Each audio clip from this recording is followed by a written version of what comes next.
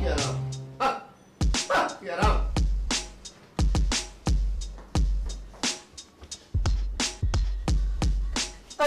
আরে দূর মিলের টাকা দে।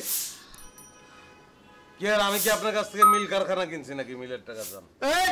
খাওয়ানোর টাকা দে, ওই যে গপ গপ করে যে গিলস 3 বেলা ওই টাকা দে।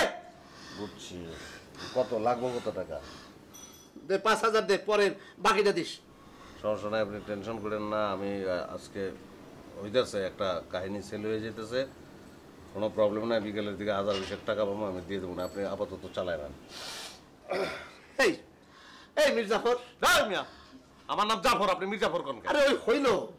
আচ্ছা তোমরা আমারে কি পাইছো? আমি কি টাকার গাছ লাগাইছি? হ্যাঁ, তাইলে তাইলে তোমরা মিলে টাকা দিবে না, কিছু করবে না, আমি সব টাকা খরচ করতেছি, এটা কোনো কথা হইলো?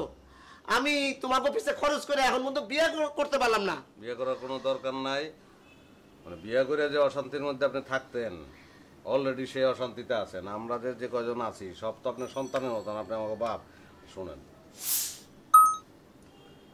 একটা ধারাবাহিক নাটকে পর্ব লিখলে মিনিমাম 10,000 টাকা করে পাওয়া যায়। ডেইলি যদি 10 পর্ব লিখি তাহলে পাওয়া যাবে 1 লাখ টাকা। 30 দিন লিখলে 30 লাখ টাকা। তা আমি তো 30 দিন কাজ করবো না,